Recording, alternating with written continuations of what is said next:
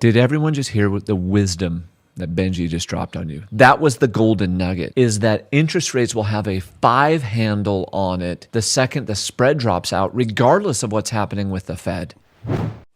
So let's dig into the bond market for a second, because this is where most of our debt is based off of. The 30-year fixed mortgage residential debt is based off the 10-year treasury. So the 10-year treasury also did something for us this week. The 10-year treasury and 30-year debt, historically speaking, there's a 180 basis point spread, or 1.8%. So in other words, you can look up the 10-year treasury.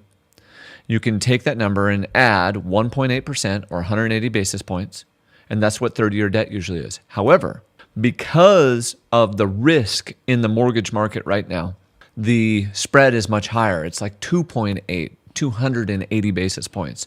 So there's about a 1% additional spread in there. If the spread washes out, we know that rates could automatically drop by 1%.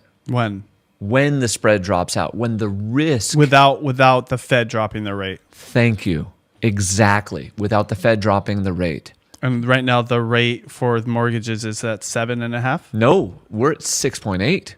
Got it. So it could already go to 5.8, which is game time now.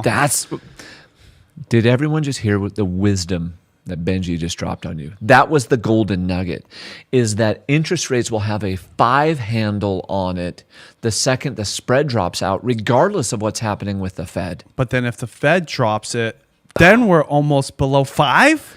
Oh, wait, they won't drop it by a point. Well, let's go there. We're going there.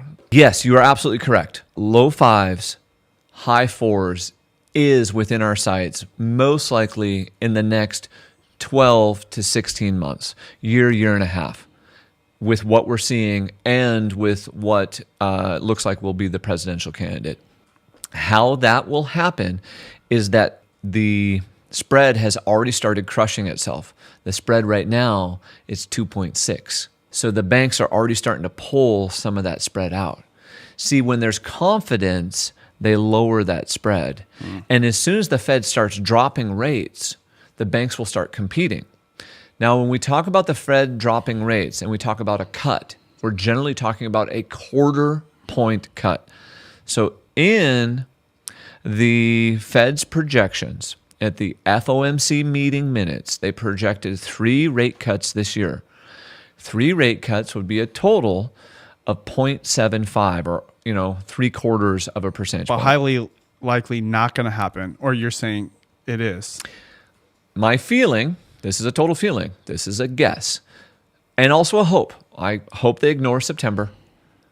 We get a 1/4 in November, and we get the Christmas bonus of a 1/2. A 1/2? Yes, just to start the year. Wow. So it's for people that aren't like real estate people. That means 50%, and then a 25% before that. That means 75. That's almost a whole point, right? Yes. So you go from potentially, if we're just if we using go our from 6.8 yes, to 6.1. 6.05. Yeah, 6.05.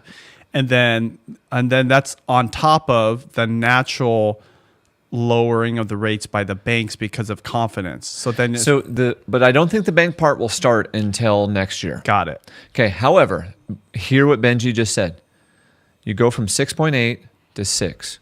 Even that move right there would create almost a 10% bump in the average buyer's purchasing power.